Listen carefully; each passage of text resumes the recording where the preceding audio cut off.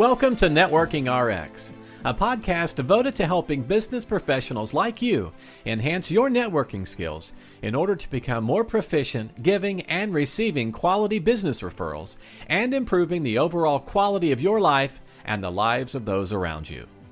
The Networking RX podcast is a production of AmSpirit Business Connections, an organization whose mission is to empower business success through networking. Welcome to the Networking RX podcast. I am your host, Frank Agan, founder and president of AmSpirit Business Connections. Today will be a little bit of a different show. Recently, I was interviewed by Nick Capozzi. Nick is a sales pitch consultant. He spent lots of years working in broadcast and media, working on cruise ships, doing private consulting with respect to helping companies pitch their products. He recently sat down with me and had a series of questions that he wanted to ask me about networking. They were produced into videos that Nick's company produced.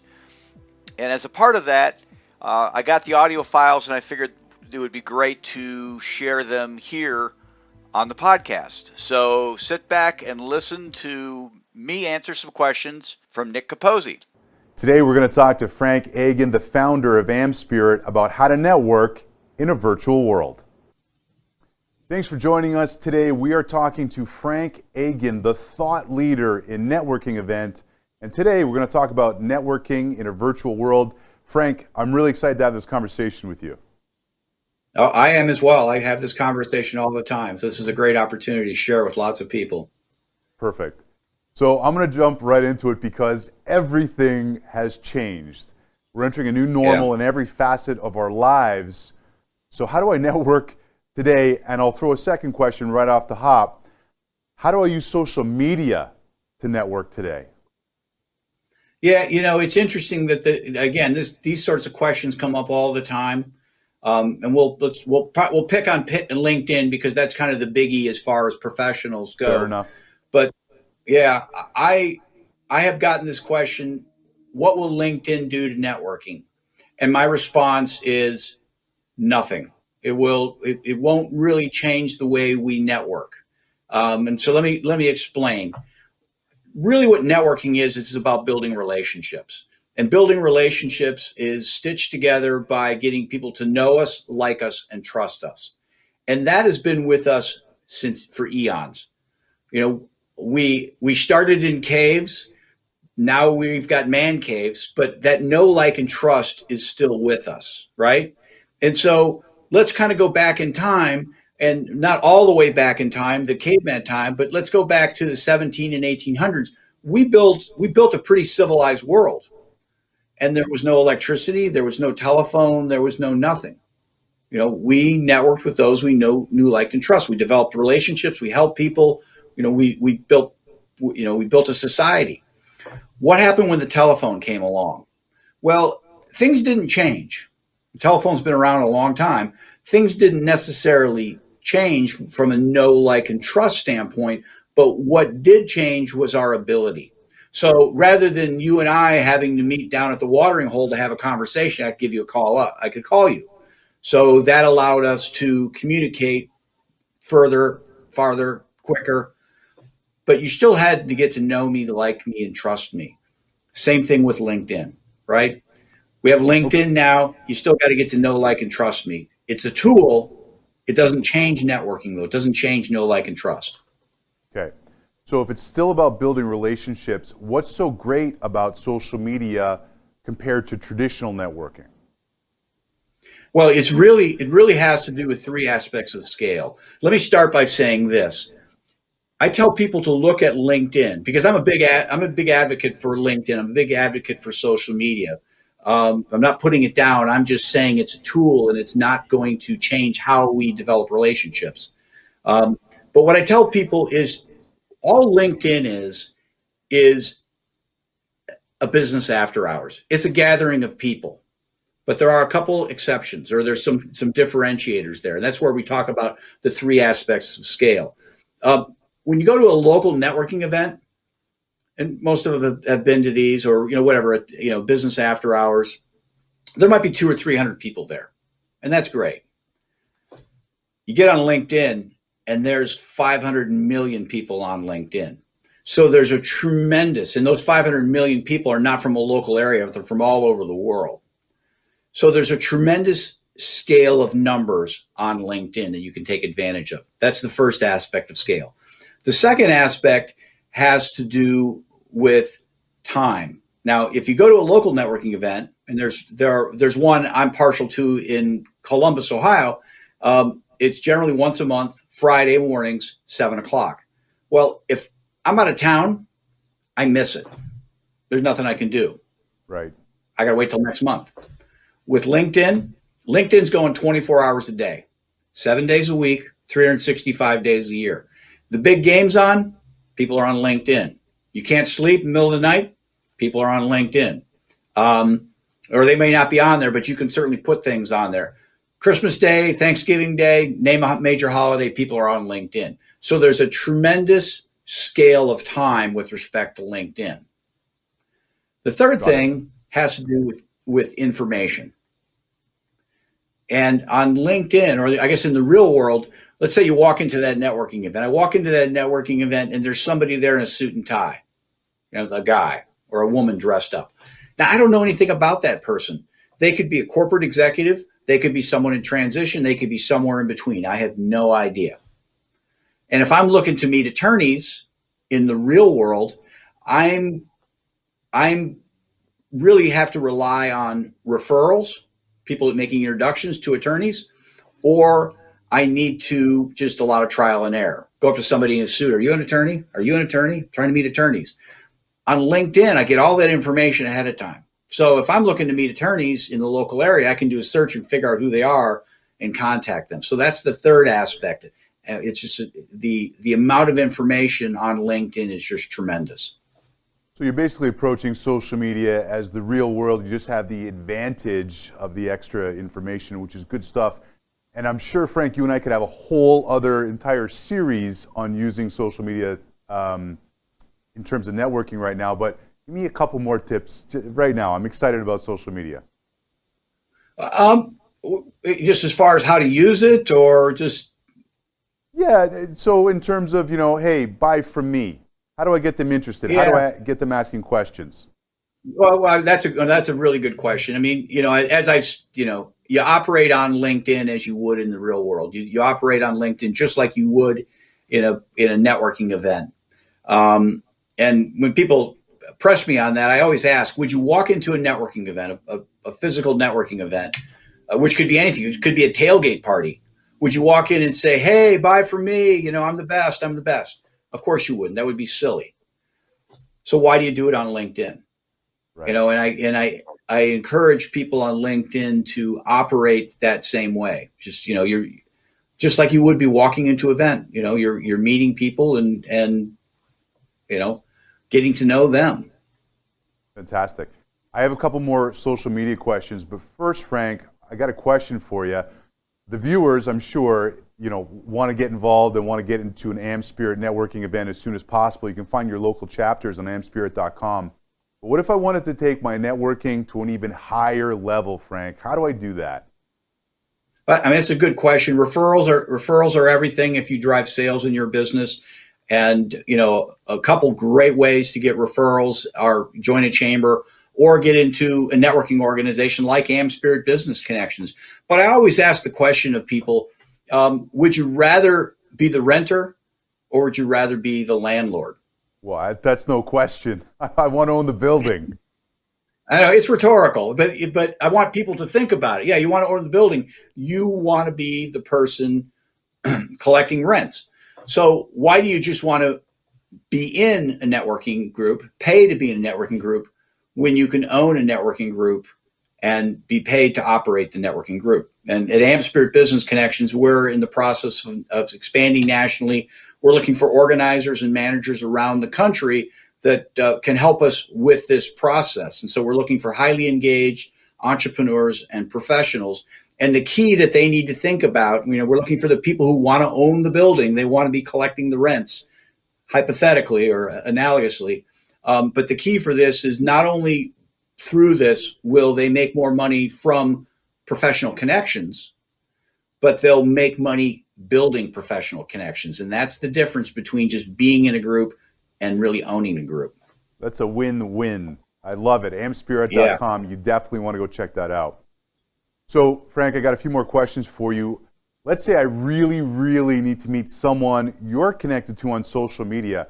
How do I ask? Well, I think the simple thing is just ask. You just need to ask. But the more important thing is we need to have a relationship on the front end.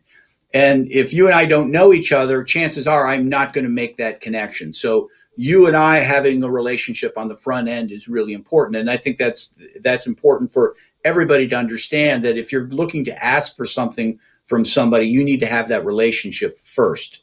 Because when you're asking me to refer you to somebody else to connect you, I'm really sharing a little bit of my trust. I've built trust with somebody, and you're asking me to take a little bit of that trust and say, hey, Nick's a great guy. And if I don't know you, I'm not going to do that. So us creating that relationship on the front end is the key. Once that's there, then yeah, ask. Perfect. So let's say that I'm dealing with someone who's maybe on the other side of the world. How do I start building a relationship on social media like that? You know, it could be the other side of the world, or it could be the other side of the room, or the other side of the building. It really is all the same. But and again, you're operating on LinkedIn much the same way you would operate in the real world. Right. And in the real world, you go to that networking event, you get into a conversation with somebody, you learn about them, you ask questions, you share a little bit, you find ways to help them, however that is. They're probably in business. They need introductions. They need clients. So you help them. They need opportunities. So you help them. They need information. You help them with information. I stumbled across this article. You do those things and you create value for them. They're going to come to know you, like you, and trust you. And that really kind of builds the relationship. Again, whether they're on the other side of the world, or they're the other side of the building, or the other side of the county, or wherever. Okay, great. Love it. Are there different levels of referrals or introductions? Oh yeah, they come in all shapes and sizes, Nick. They, I guess let's talk referrals. When we talk about this in AmSpirit all the time, there are referrals out there that will make your day, make your year, or anything in between, quarter, month, whatever, week. And those are great. And then there are, ho-hum referrals that you kind of see every day, and then there are referrals that are, you're not excited about them necessarily, but you're willing to do them because those little things will turn into bigger things. So it kind of runs the gamut. But beyond that, there's all sorts of, there's referrals into opportunities to give you an opportunity to speak or do a podcast. But introductions, it's kind of the same thing.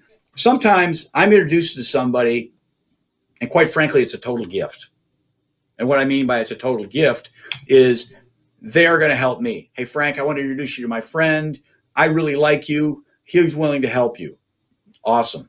Sometimes I'm referred to people and it's just the opposite. Hey, I have a friend, they're in transition. They really need help with whatever, just understanding networking, making some introductions, and I'll do it. I'm not expecting anything in return. There's no quid pro quo. You just help people. But a lot of the introductions out there are just people where it's not obvious how one party can help the other, but it's just a great opportunity to get acquainted. And, it's kind of like putting a puzzle together. Sometimes the pieces make a lot of sense. And sometimes you kind of have to put that piece aside and say, okay, I know they're there. It'll fit somewhere. I just don't know yet. So those introductions are great as well. How can I be a great connector of people to others or help refer people to the right people? How do I get better, Frank? It's really a matter of intentionality. It's really a matter of intentionality. What I mean by that, let's use sales as an example. You never make sales just going in the office and sitting and waiting. You've got to be intentional. You got to intentionally go get a list. You got to intentionally, make the calls. You got to intentionally follow up. You got to get the appointments and so on and so forth. And it's the same thing with respect to networking. You've got to be intentional about it. And what I mean by being intentional is, and this is what I do, is I will sit down with my database, my so-called Rolodex. I use Outlook. Everyone uses different things. Everyone has different contact managers. And I'll look through and say, okay, who are two people? Or here are two clients. They don't know each other. I know they don't know each other. What's the advantage of connecting them? I need to find a way to connect those two, because if I connect those two, it's a value to both of them, and I look like the hero. Right. So it's just sitting down and just saying, okay, how are we going to do this? And that's, just being intentional about it. And what happens in time is when you go through this process, well, a couple of things happen. The first thing that'll happen is you just get better at it. I'm at a point now, whenever I meet somebody, my mind immediately goes to, you know what? How can I help this person through somebody I know, or who can this person I know help? One of those two things. And generally speaking, there's something there. But the other thing that happens, and this really what makes it powerful, is you start to become branded, known as that connector. And all of a sudden people are reaching out to you, Nick, and saying, hey, Nick, I know you know a lot of people. I'd really love to talk to you, or can you connect me with this person or that person?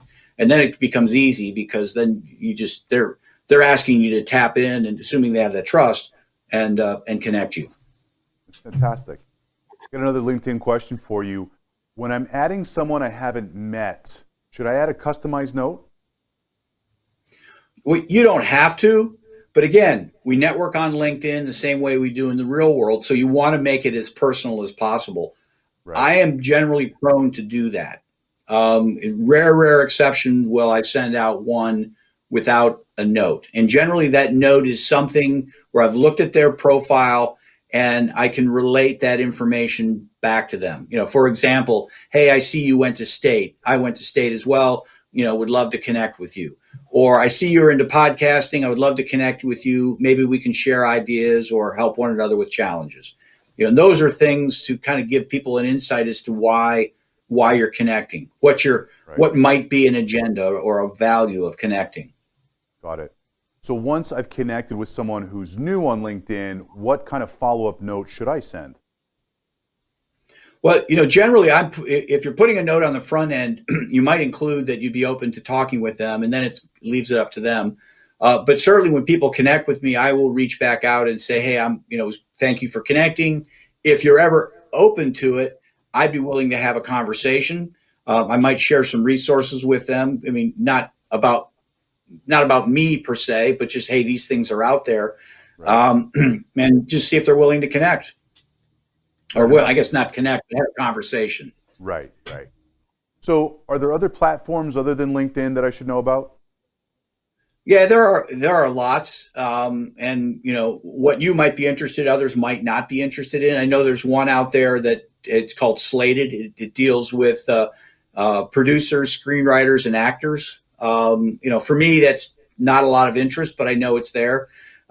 There's one out of what doesn't matter where it's out of. It's called Treble, and it's really about connecting people.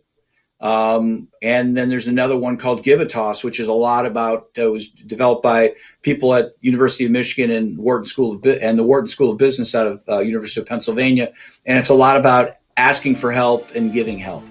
So there are lots of different things that are out there that are very professional, that are segmented towards an industry or a profession.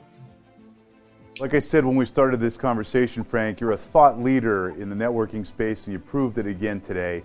Frank Agan is the founder of AmSpirit. You want to go to amspirit.com, find your local chapter, and if there isn't one yet, buy the building.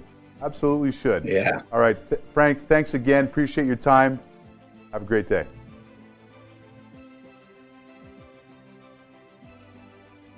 Thanks for joining us on the Networking RX podcast. Please put what you've learned into action today and let us know if you have questions, comments, or ideas for future topics.